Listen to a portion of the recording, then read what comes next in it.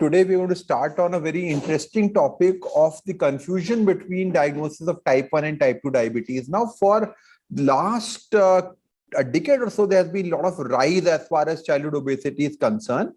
And because of this, especially in the adolescent period, we are getting presentations which are confusing between type 1 and type 2.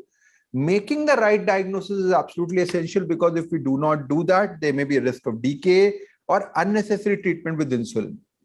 So what we'll do today, we'll use 4 specific cases which will look into the intricacies about when type 1 behaves like type 2 or type 2 behaves like type 1, whether this could be a possibility of a slowly progressive immune disorder.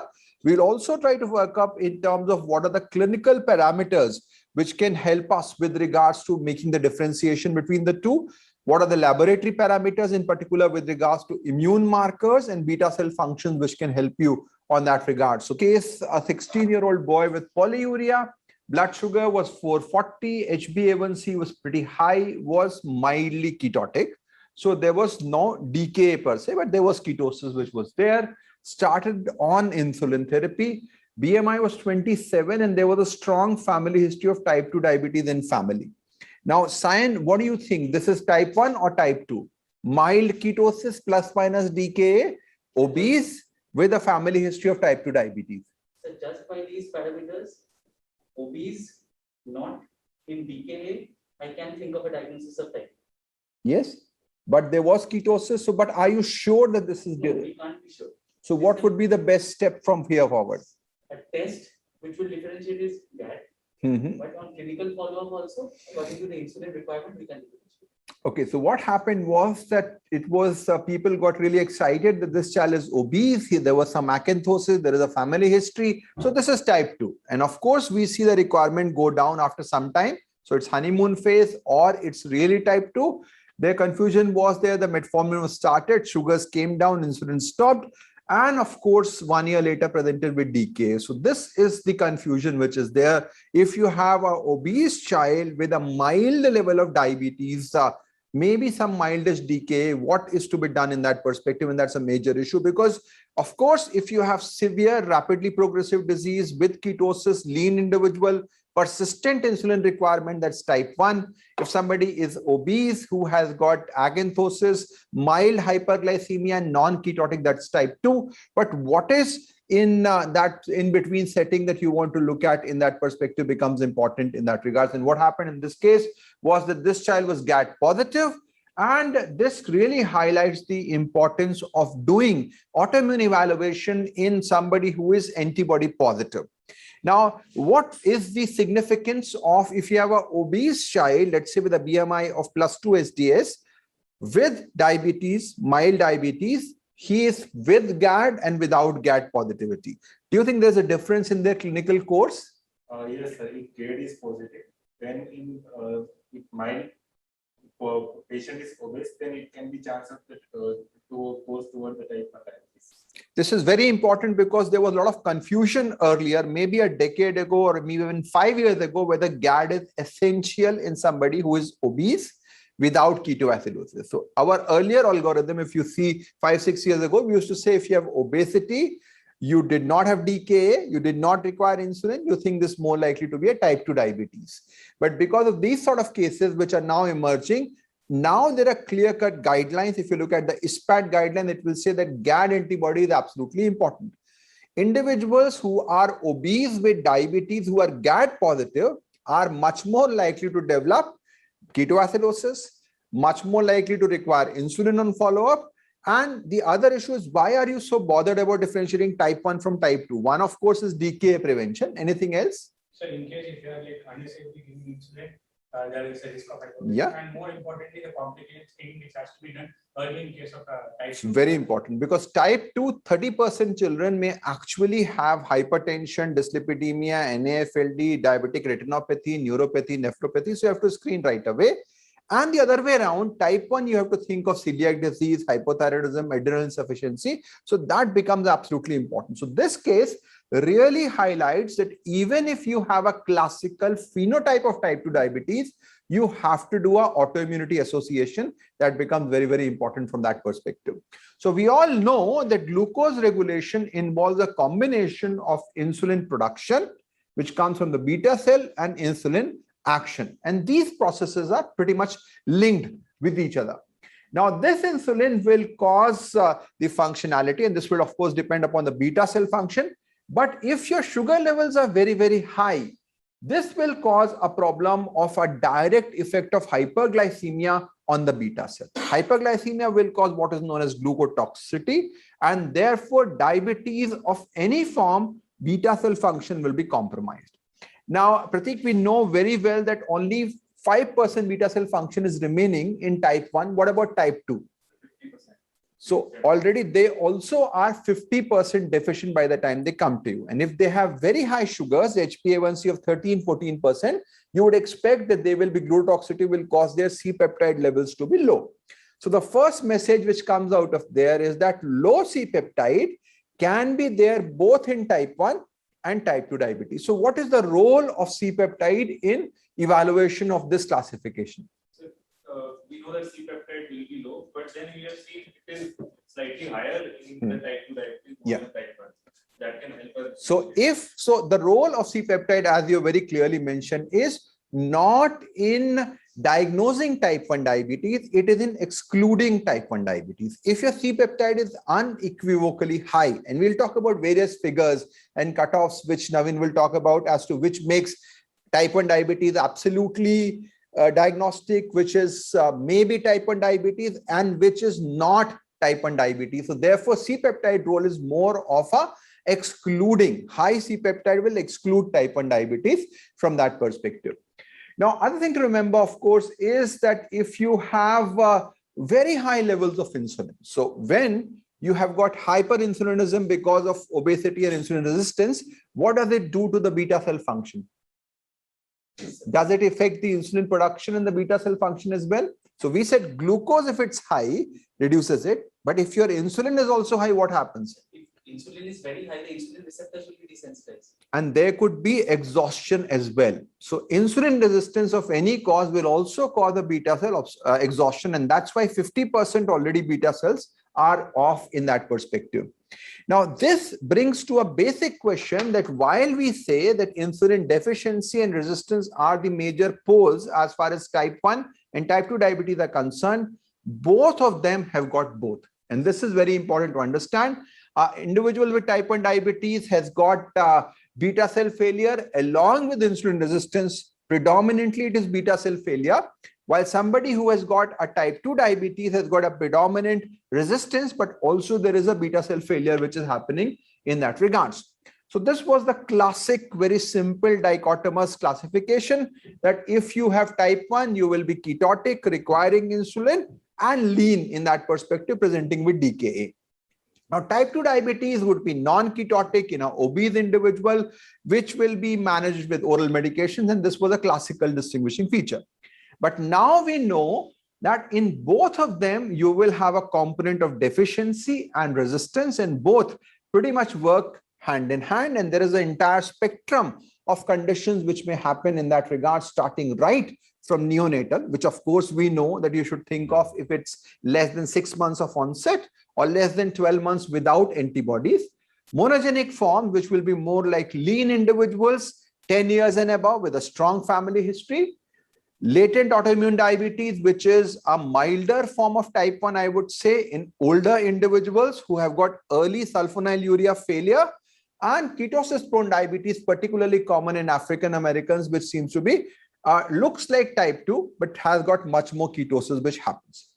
Now, there is a very interesting accelerator hypothesis, which basically means that both type 1 and type 2 are actually the same disease. What they're saying is that you need to have some destruction of beta cell as well as some insulin resistance. If somebody is becoming obese, if the individual is obese, what will happen to the onset of type 1 diabetes? Suppose you are GAT positive. What will happen if you are obese? Will you have an earlier diabetes, or if you are lean, you will have earlier diabetes? Obese having the insulin resistance as well. So the chances of the diabetes is So this is one of the concept. This is only a theory. This is not a proven concept, that basically because of this obesogenic environment, diabetes is occurring earlier. So this is known as accelerator hypothesis, in that both are important. And that's why the key message here is that while we are talking a lot about classification, do not be too much stick with regards to just classification. Most important thing is to treat. So therefore, your initial goal is to avoid ketoacidosis. So I would say if you are in doubt, give insulin. Once everything else is sorted out, you can always switch over to oral medication. So very importantly, while classification is important, it is not your primary goal. The patient has not come to you to ask whether I have type 1 or type 2. He's there to correct the glucose to prevent decay. And that's why it's important to be specific in terms of treatment, which is there. So what we'll do today is that we'll talk a bit about how do we classify type 1, type 2, and these confusions which happen in that perspective. You can all go and have a look at our website, learning.growsociety.in, which has got a lot of videos available, and we'll be uploading these presentations there as well. There are a lot of courses which you can explore along with the courses for fellows and postgraduates. You've recently come out with Pediatric Endocrinology book, which has a comprehensive coverage, and we'll use our applications, which is going to help. And we are working on another very interesting tool, which Dr. Pratik will be talking about, which will allow us to interpret diabetes just by putting up a few basic clinical parameters. So this is what we have discussed, that there is a requirement of both insulin production as well as action, which is essential to achieve a normal glucose level. And therefore, there has to be a balance between insulin secretion as well as insulin action. Now, how do you assess insulin secretion? By looking at the C-peptide levels. Or what else? Clamps and hormone. That is for sensitivity. So secretion, you can do C-peptide, or you can actually do insulin levels every minute. So you have a temporal first phase response, second phase response. That, of course, is a more sophisticated laboratory technique. But ideal when you talk about that is the insulin response first and second phase. C-peptide is a way to look at insulin secretion, and we are discussing that there is a concept of how much C-peptide increases with rise in glucose. So you have a glucose tolerance test. From 0 to 2 hours, how much C-peptide rises, delta C-peptide upon delta glucose, which will give you the actual information about how much store is there, how much reserve is there for beta cell. And that is a good thing. But if you want to use a single modality, C-peptide may be good enough in that perspective. And what is the best tool to look at insulin action? So insulin secretion, we said C-peptide. Insulin action? So decreasing the blood glucose level. Yes. So you basically do what Manoj was talking about. HOMA-IR is a surrogate, but the ideal best tool is a euglycemic hyperinsulinemic clamp. So what do you do there is that you're giving insulin at a particular infusion, you're giving a glucose infusion, and you see how much insulin is required to control that particular glucose. So this will tell you that this patient is requiring 0.1 unit per kg per hour. This is requiring 0.12 unit per kg per hour to dispose of the same amount of glucose, which will mean that patient 1 is more insulin sensitive as compared to patient 2. This is a very basic principle of the euglycemic hyperinsulinemic clamp, which will give you the information. The surrogate marker is a fasting insulin, HOMA-IR, which is again a product of fasting insulin, and some of those agents, but these are not very reliable from an individual perspective. So disposition index is by far the most important factor to know. This is the amount of glucose a particular individual can dispose in a given time. So if I take 100 grams, how much can I dispose? If you take 100 grams, how much you can dispose? So what is this disposition index dependent upon, Dr. Pratik?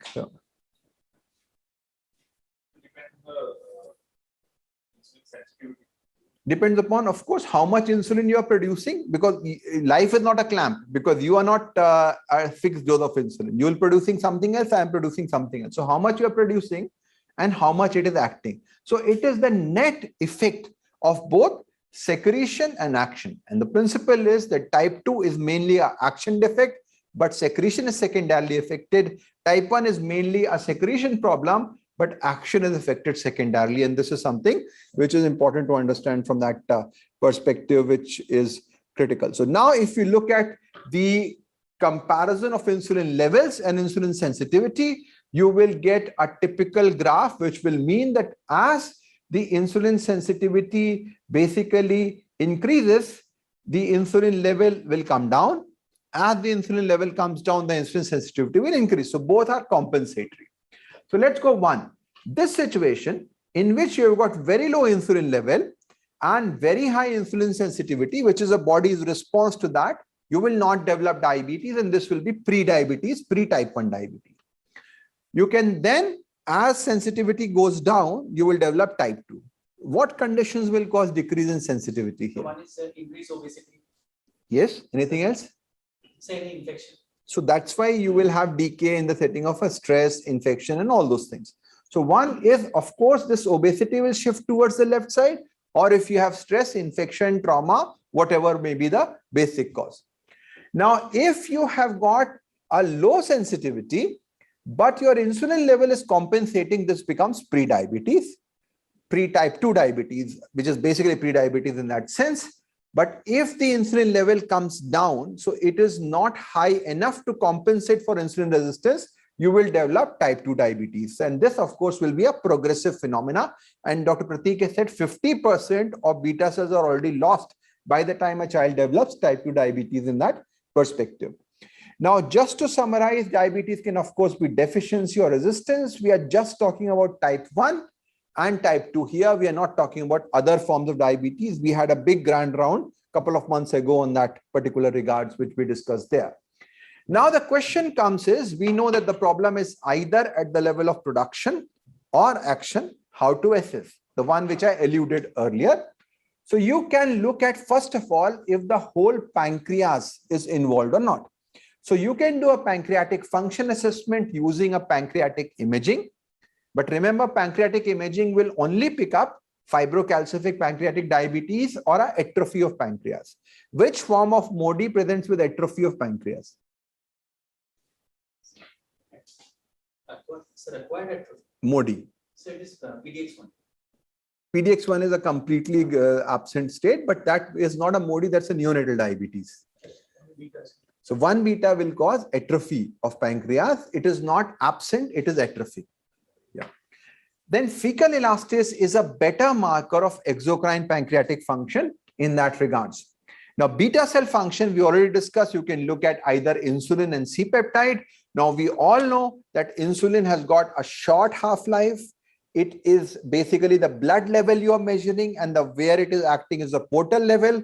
It is unstable compound, while C-peptide has a long half-life, stable compound, correlates in the blood and portal blood. So, of course, C-peptide will be a better marker of beta cell function. Now, what levels to choose? Now, we will be talking about that in between. The other major issue is about autoimmunity. So, for autoimmunity, you can look at what are the things you can look for autoimmunity.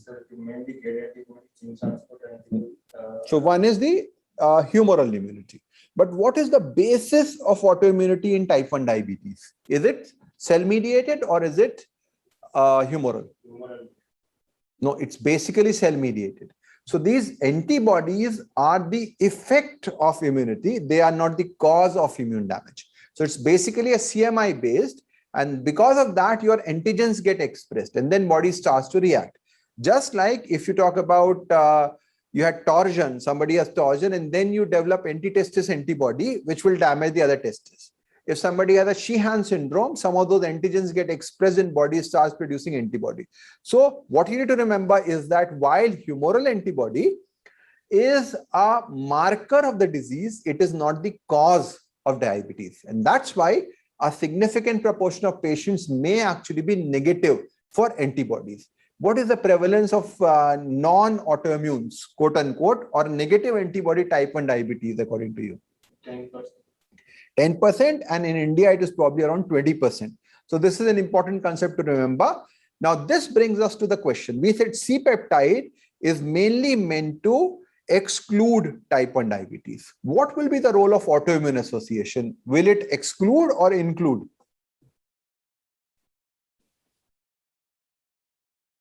Or what will it exclude? If the antibody is positive, what is excluded? Antibody positive, then it will exclude type 2 diabetes. So that's important. So if C-peptide is high, it excludes type 1. If it doesn't exclude type 1, it may be an evolving type 1, but not a frank type 1. While if the antibody is basically positive, it is type 1. If it is negative, it will go more towards type 2. So if you now look at a 2x2 table, very simple, in which you say beta cell positive negative function and autoimmunity positive negative. If somebody has an autoimmunity with beta cell functions which is absent, this is classically type 1. Autoimmunity with beta cell preserved, this could be a honeymoon phase or progressing. It's an early stage of diabetes. GAD negative, antibody negative, no beta cell function, this will be Still type 1. This will be a deficiency primarily state, but you will only say type 2 diabetes if it is C-peptide positive and antibody negative. So this way, if you look at 2x2 table, you will be able to identify this very, very clearly. So autoimmunity you can assess with antibodies or HLA. HLA is more of a research tool than of any other perspective. And insulin sensitivity, we said you can use a clamp or a HOMA-IR, which can be used to identify them in that regards. So what we said is that you have to look at two things, autoimmunity and beta cell. Which one should be done at diagnosis, Dr. Naveen? Both, but GAD would be a better thing because of the increased leukotoxicity. There may be a reduction in the C-peptide level. So ideally, we need to get a GAD. So if you have somebody at diagnosis, if you want to do one thing, autoimmunity will be preferred. Why? One, you said there is a glucotoxicity. The second is that the prevalence of antibody tends to fall over time. So if you do after 4 years, it may be negative. While beta cell reserve is more for the long term. If your C-peptide is low at diagnosis, no meaning. If C-peptide is low at 4 years, really there is a meaning that this is definitely type 1 diabetes in that perspective. So autoimmunity is more like a predictor. It will say that, okay, you are either develop type 1 or you will develop type 1 later. C-peptide will tell you what is actually happening on that particular day in that regards. This is important. So autoimmunity is more for early in disease, GAD, IA2 and ZNPT8, and late in disease in which you can do C-peptide. Genetic studies have a limited role because they are not really predictor in that perspective. And this is the study which was basically done to predict diabetes, and what they show is that as the number of antibodies increase, if you look at GAD and IA2, the predictivity becomes around 86% would be the likelihood of developing diabetes, type 1 diabetes in that regards. So you cannot be 100%. So there could be some false positivity. There could be false negativity also. So every test has got its own limitations. But yes, 86% those who are positive will develop type 1 diabetes. And if you have type 1 diabetes, 80% will be positive. So that's roughly the thing that you have to think of from that regards. And this we already discussed that it is options are either to do an insulin level or a C-peptide level. And very clearly, insulin has a short half-life. It has a hepatic clearance, labile sample, mainly for research, as we are discussing first phase and second phase. While you're talking about C-peptide, it is a more stable, longer half-life, portal status, a better clinical parameter in that regards. And insulin resistance, you can look at acanthosis, high insulin requirement, and low body fat will be the other marker in that regards.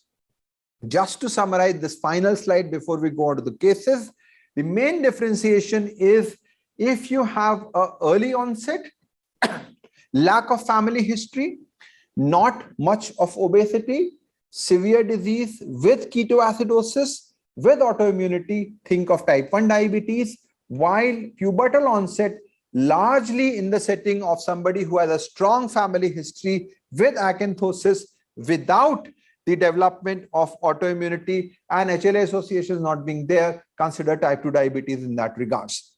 A very important entity, as I discussed, is the possibility of autoimmune type 2.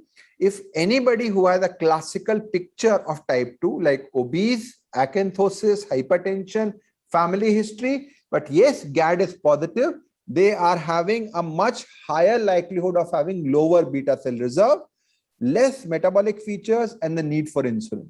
So GAD antibody is essential in everybody who comes to you with adolescent diabetes. A 15-year-old female who actually was born out of non-consanguineous marriage, came with the classical telltale signs of diabetes in the form of tingling sensation of hands and feet, polyuria and polydipsia, with a weight loss of approximately around 2 to 3 kgs in the last 2 to 3 months. With a classical feature, the child was also smart enough to diagnose herself as diabetes. She borrowed the glucometer which her father was using, and when she got it tested, her blood sugar was found to be sky level high, and she was even smart enough to visit her doctor rather than going behind Google to start her own treatment. And regarding the other history, we found that there was no any past history of any hospital admission in the form of any dehydration. There was no neonatal hypoglycemia, and the birth weight was normal. And the smartness was evident from the family tree, where almost every member of the family was affected with diabetes. Age of onset, his father was around 40 years, and the age of onset in mother was 44. The age of onset in the grandparents were not known, and they were treated with initially with oral drugs, and in the later stage of life, some of them required insulin and some of them didn't. So, just hold on. So if you look at this family tree, what is the most likely inheritance pattern that you're looking at? sir, family tree. So it is autosomal dominant. Or from both sides? Sir, if it is like a carrier, then it's autosomal recessive. If you just look at the basic, what is got the sort of a phenotype, what you're looking at is that you've got 2 generations affected, which means from the grandparent to the parent, which means autosomal dominant. But both parents are affected, and then this child is having an earlier onset. What does it mean? So this would be a dose effect. Can you remember of any other genetic condition which causes similar presentation? Parents have a mild disease, and child has a more severe disease. So one is the calcium sensing receptor mutation, and another is also the glucokinase defect, which can also present with features of. This is a very interesting phenomena, in which you have got an autosomal dominant disease. But if both parents are affected, you may have a much more severe disease which may happen in that perspective, which is there in that regard. So this is something which may happen in that setting. But of course, we're not saying that this is primarily the cause in this setting. But of course, you said that if mother and father both have GCK deficiency, if you have a combined this thing, you will have neonatal diabetes, which will happen. But go on. So this is. But the GCK deficiency, they usually do not manifest. Yeah, classical. So I'm talking about a class, that example that would be there. Okay. What it also brings us is that now diabetes has become so common that probably this family tree will become less relevant unless you have a classical Modi presentation. Everybody in the family anyway has diabetes, so it may not be of much consequence. Yeah. So sorry, with the Wi-Fi. Going on. Okay. Okay. So then the next we move on to the examination. Looking into the examination, she was non-obese and there was no signs of dehydration. There was no feature of insulin resistance in the form of acanthosis. And she was in the pivotal age group with a menarche started 1 year before, and the cycles were regular. And giving the hold on there. So on examination, I think when we said the major point, of course, is BMI. Now you have got a BMI of plus 0.34, which is there. One thing which you need to always remember is that the weight the patient has come to you may be falsely. So because the patient may be obese because of the fact that she lost weight, so she would have been in the weight loss was there. Sir, she is not very much aware. She said that she has lost only around 2 to 3 kilos. So not this much. Is an important factor to remember, and this is what Sai will talk about. That BMI is a very important parameter. But in fact, interestingly, when we studied earlier about pre-diabetes versus diabetes, what we found was that pre-diabetes were more obese than diabetes, which basically means that the diabetes patient at presentation may have lost their weight. So while this figure that they have to be obese is important, they need not be obese always. And we'll talk about a BMI SDS cutoff, which will help you out. So this is an important point to remember, that just because the BMI is not that high does not exclude type 2 diabetes at that point of time. But there is no acanthosis, which is an important point. As the girl rightly said, her blood sugar was very high, and we also got the immediate testing which needs to be done at that point with the ketones levels was very low and it was negative, and the HbA1c was found to be very high, and she had a HbA1c of around 13.1. So clubbing the examination and history point of view, so we have like a case of diabetes which does not fit exactly into a particular category. When we look into the type 1 diabetes, he has three major features which is actually fitting into type 1 diabetes because of the severity of the presentation, where she presented with osmotic symptoms and also with very high level of HbA1c. In case of type 2, the most important feature is the obesity, which is actually missing in this case. Apart from that, she fits into it, but the most important thing is actually missing. When considering the fact that Modi, the patient has almost all the features of Modi, but the thing is that they usually tend to have a mild presentation. But in this case, she had severe osmotic symptoms with very high HbA1c. So in such a diagnostic dilemma, so what is the next step we need to do? So we need to get as per the protocol that is being followed, it is essential to get a GAD antibodies. And in case if we get a C-peptide level done, it will help in improving the accuracy of our diagnosis. So before moving on to the further into the case, we'll be discussing few details which Sarah has already mentioned, and regarding the various cutoff and the other uses of C-peptide. So we'll be having a small detailed discussion on it.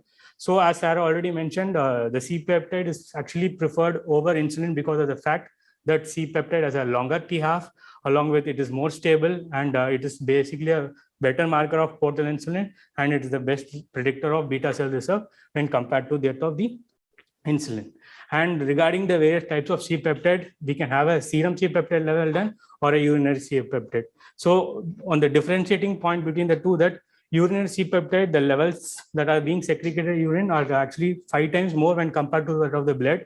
And urine C-peptide generally tend to remain stable for a very long duration, for around 72 hours, where compared to that of the serum C-peptide, which is only stable for a period of 6 hours. And apart from that, urinary C-peptide measurement are basically a non-invasive process, whereas in case of serum C-peptide, we need to get an invasive test done. But due to the fact that this is not easily available, and in our center, we usually rely on serum C-peptide value rather than the urinary C-peptide values. And the next most important thing, what are the various way or what are the various phases at which the C-peptide can be collected? It could be done in a fasting state. It could be done on a stimulated, which is generally done by using glucagon 1 milligram IV injection and measuring blood glucose at 6 blood glucose and C-peptide level after 6 minutes of giving IM glucagon, or getting a simple random C-peptide levels. And the most important part, when we are actually getting a C-peptide which is random, we need to get the subsequent blood sugar level, because in case the C-peptide, if the blood sugar levels are very low, probably below 100, then the chance of body synthesizing insulin will be negligible. In such cases, we might get a false negative report. So in such cases, we need to ensure that the blood sugar is high, and the cutoff they have actually mentioned for the amount of blood sugar that has to be present for increasing the sensitivity and specificity of C-peptide secretion is 144. So we need to ideally get a random blood sugar done along with C-peptide when we're actually ordering for the test. And regarding the fasting, fasting is more preferable when we're actually when you're actually diagnosing a case of type 2 diabetes. Basically, in case of type 2, at the level of fasting, there may be increased insulin levels because of severe insulin resistance. In such cases, C-peptide doing it in a fasting state would be more advantageous.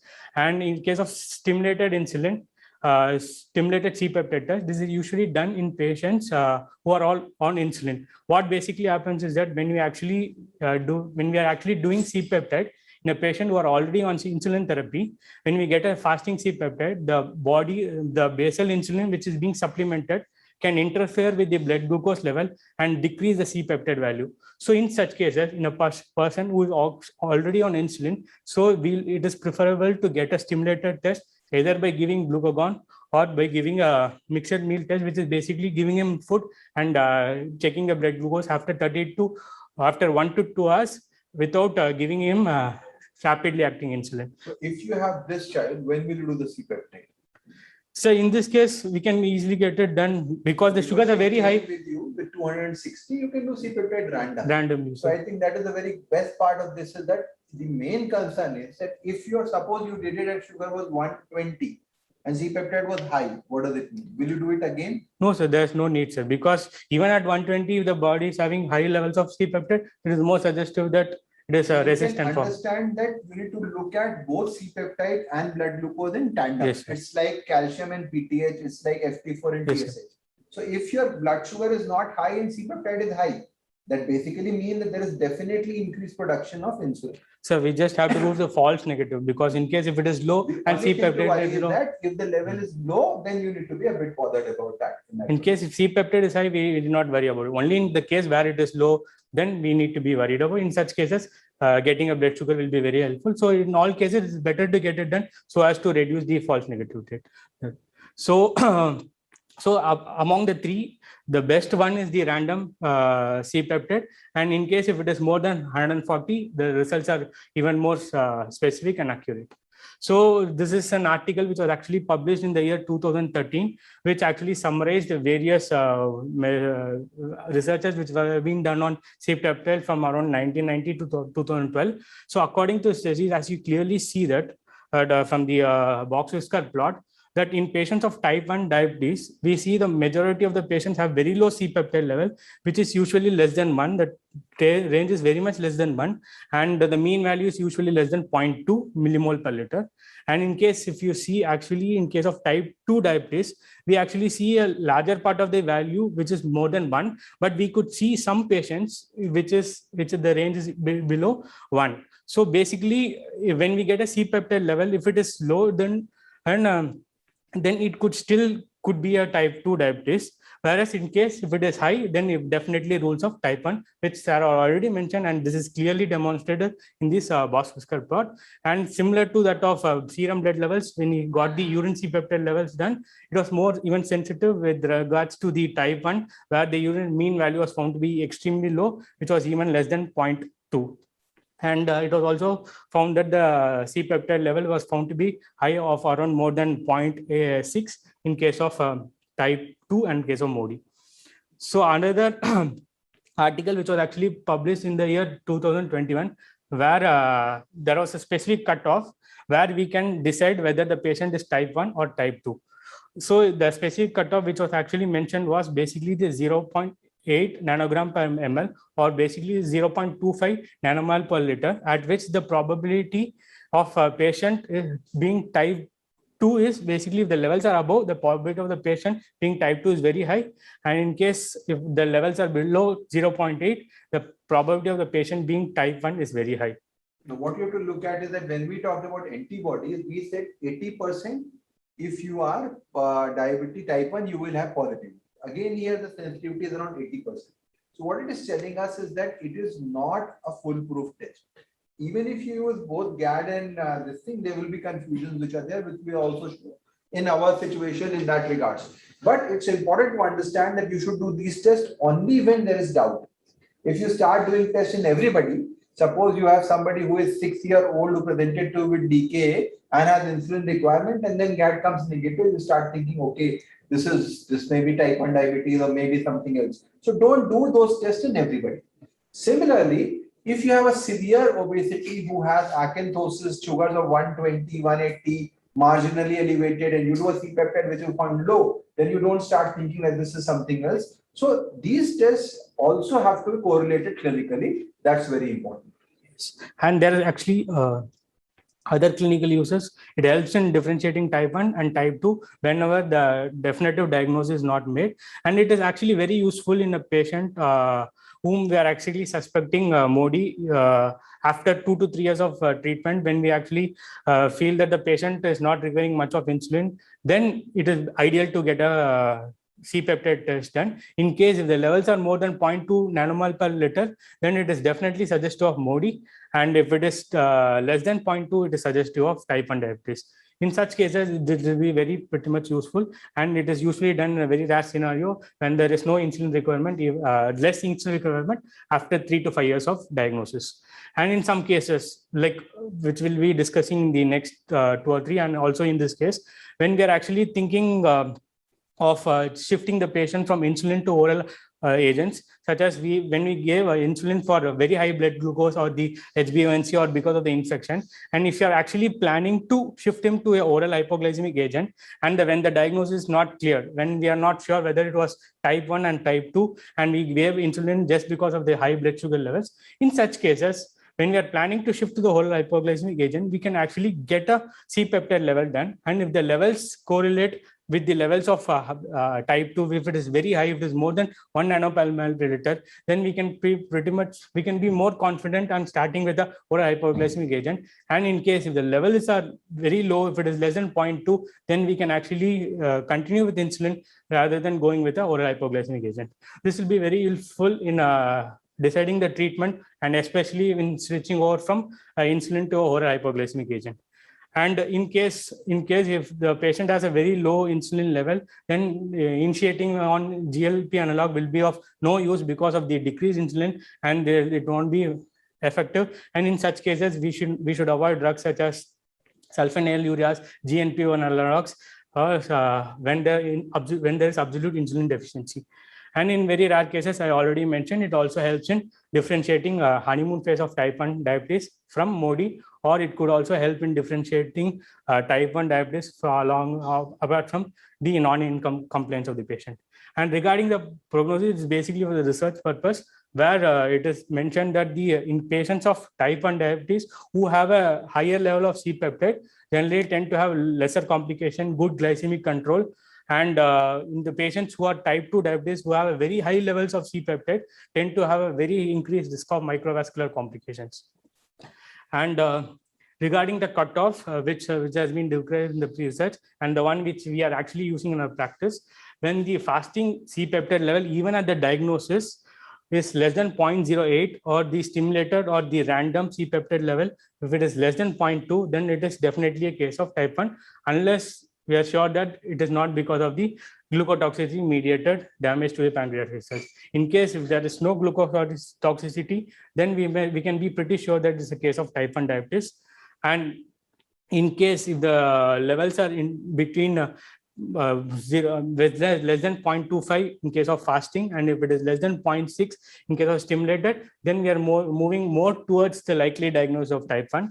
And in case at the time of diagnosis, if the levels are very high, the main purpose of doing it, right, in such cases, it is more towards the type 2 diabetes or MODY. But all these reports have to be interpreted along with the clinical scenarios. We need to take into consideration 3 important things.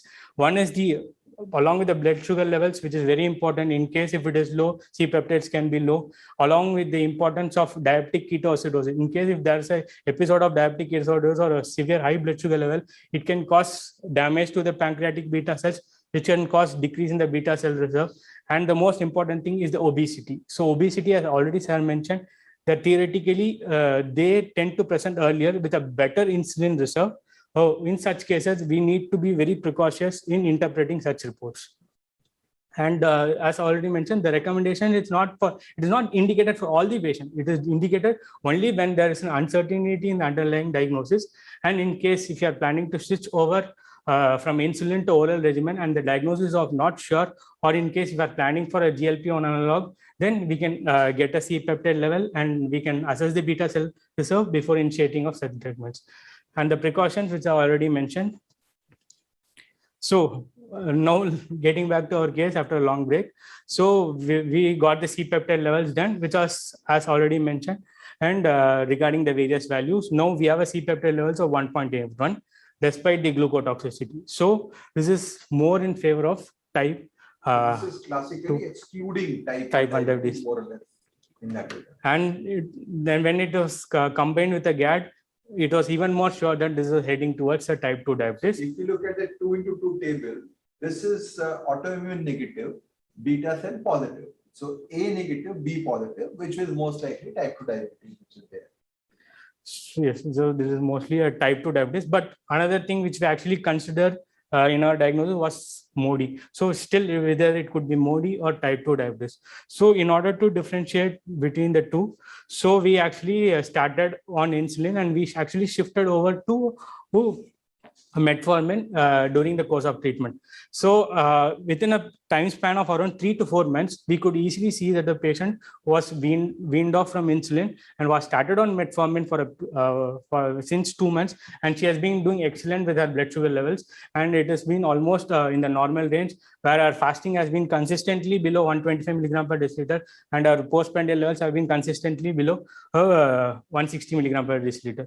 So coming to a summary, we have a non-obese pubertal girl with a positive family history with a severe manifestation in the form of high HbA1c and osmotic symptoms with high C-peptide levels and GAD negative, and finally showing excellent response to metformin without switching back to insulin and sulfonylureas. The most probable and the definite diagnosis would be a case of type 2 diabetes. So I think this was a relatively straightforward case, but again, a bit of a confusion in the sense that we had to start insulin because the HbA1c was very high to begin with. And the big message again is that once we got GAD antibody, then we were confident in decreasing and stopping insulin. So GAD antibody is absolutely essential. You may or may not do C-peptide, but GAD will be very, very important. Most important thing to look at is age at onset, and we know if it's before 6 months, it is neonatal. Do genetic studies. If it is after 6 months, look at decay at presentation. If decay is present and the child is requiring insulin, this is type 1. Don't do any GAD antibody, no C-peptide, nothing required. If decay was there, insulin requirement is not there now. Like our first case which I presented, do not rush, label as a type 2, do a GAD antibody. If the GAD antibody is positive, it is still type 1 or immune diabetes. If it is negative, think of a genetic study in that setting. Again, if you have got no decay, again, very important. Earlier, we used to say, if you are more than 6 months, no decay, obese, this is type 2. Now things have changed. If you are having an onset after 6 months with no decay at presentation, do a GAD antibody. If the GAD antibody is positive, it is immune or type 1, whatever you want to say. If it's no, look for obesity. If the obesity is there, it is type 2. If it is not there, do a genetic study. So I think essentially what you're looking at, 3 things. You're looking at age at onset, insulin requirement at baseline and follow-up, and obesity. But GAD becomes very important. So where do we not do GAD? Let's put it this way. Somebody who had presented with decay and is continuing to require insulin, do not need a GAD antibody. Somebody who has persistent insulin requirement beyond 0.3 unit per kg per day or beyond 12 months of honeymoon phase still requiring insulin, don't do a GAD antibody. And that itself is a big number. In our study, probably it's around 60-70%, you don't need to do a GAD antibody. But if you have decay followed by no insulin requirement beyond 12 months, do a GAD antibody. Non-decay, whether obese or not, do a GAD antibody. If you have a doubt, if your insulin requirement is very low in that perspective that you see. So this is the study that we are talking about, 215 individuals, out of which 125 boys were there. And we have developed a very interesting diabetes interpreter, which Dr. Sayan and Dr. Prateek were validating, which asks about very basic questions. Age at onset, decay, yes, no, insulin requirement, what is there? And then based upon that, we then say whether it is type 1, type 2, what is to be done. And only 3 patients, the results were not concordant. So it was around 99% correct in terms of making a diagnosis. And the 3 were all who were non-overweight type 2, which is an important entity to consider in that regard. So this is something which is there. We'll just maybe summarize about the approach to management. That will be, and then we'll take a few questions on that regard. So when we talk about management, and this was discussed a bit, that it depends on the presentation. If your presentation initially is with BK, what will you do, Dr. Naveen? So we need to start with insulin. So anybody who presents to you with non-osmotic symptoms and HbA1c is less than 8.5%, then maybe you don't need insulin. But otherwise, you have to start insulin. So you'll start metformin. And with metformin, what is your target HbA1c?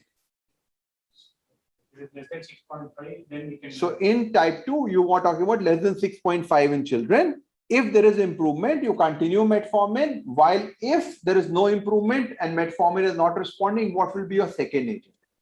So we can shift to GLP-1 analog. So either you can think of a basal insulin or you can think of a GLP-1 receptor analog, which is there. We have got very good use of GLP-1 receptor analog, which stops insulin also in many patients.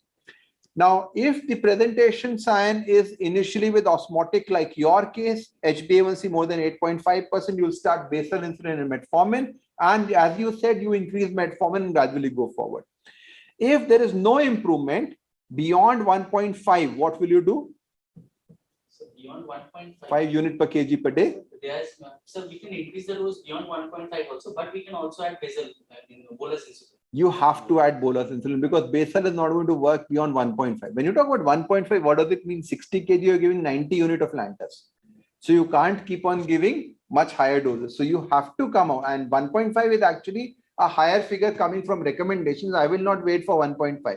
As soon as you are requiring 50 units, 60 units of glargine, better to use a basal bolus, which is very, very important. Or you add in that setting a GLP-1 receptor analog. If there is improvement, you try to taper in that regards. If the child presents frankly with decay, what will you do? Basically, So don't give metformin in the beginning because that will cause lactic acidosis. So acidosis will worsen. So add metformin after the honk is corrected or the decay is corrected. And then with improvement, you decide whether there is improvement. You then try to taper insulin. If there is no improvement, you add a prandial insulin or a GLP-1 receptor analog. So this management basically looks into the presentation. So if you have decay, start insulin, then step down. If you have osmotic symptom, no decay, insulin, metformin simultaneously. If it is non-osmotic, only metformin, and that will improve in that perspective. So this is the overall aspect that we discussed about. So just to summarize the overview, the key issues out here is that BMI SDS, age at presentation, ketosis, and family history. These 4 are clinical parameters.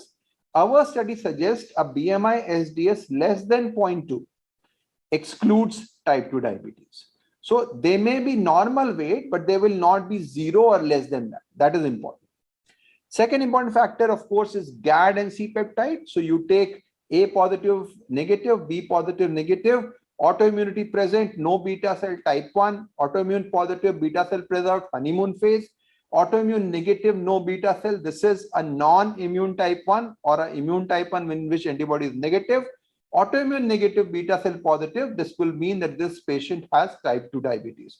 GAD is essential before you label any adolescent as type 2 diabetes. Next, as we discussed, if GAD is positive, think of insulin requirement. That is very, very important from that perspective. And of course, depending upon the ketosis level, depending upon the osmotic symptoms, you decide whether you give basal bolus, you give insulin with metformin or just metformin. GLP-1 always as a second line agent becomes very, very important from that regard. So patient on sulfonylurea, can we do C-peptide? What do you think, Naveen?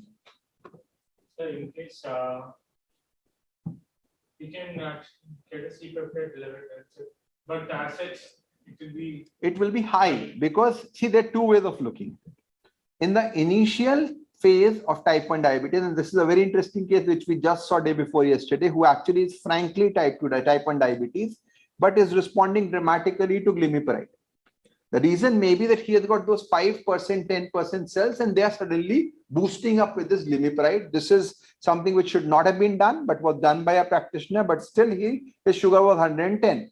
So if you do a C-peptide there, it will be falsely high. So ideally, you should not do with sulfonylurea because that will cause confusion. Dr. Rajib Das is asking, in case of lipodystrophy in type 2 diabetes, can leptin be combined with oral hypoglycemics? Of course, so leptin is the agent of choice and that really helps, but in the initial phase, leptin alone will not be good enough. In that setting, you may need a high dose of insulin. Oral hypoglycemics, difficult to manage. Pioglitazone may help because it causes the adipogenesis. Metformin may be helpful, but I would say if you use leptin, it is considered to be the best treatment, and within a month or 2 months, you will be able to take off other medications because once you have enough fat which is there in the body, the system becomes much better in that regards. So I think we'll probably stop at that point of time. We'll be uploading this presentation and the videos on the website, and thank all of you for patient hearing. Now, Dr. Kanwal is asking about the role of dyslipidemia measurement at diagnosis. So very important question, very relevant question. I would say definitely in type 2, you have to look for dyslipidemia after metabolic stabilization, because if you do early, you will have falsely high levels of triglyceride and cholesterol, which will cause confusion. So after stabilization is the key word. So I think we'll stop at that point of time. If there are any questions, we'll take it up later on. How long GAD will persist? Dr. Rajesh TV. So as shown very nicely by the paper of the multicentric paper by Dr. Sanjeevi from Karolinska Institute in India, with time the number goes down. But even at 5 years, 69% were positive. So it may persist, but the positivity comes down in that regards.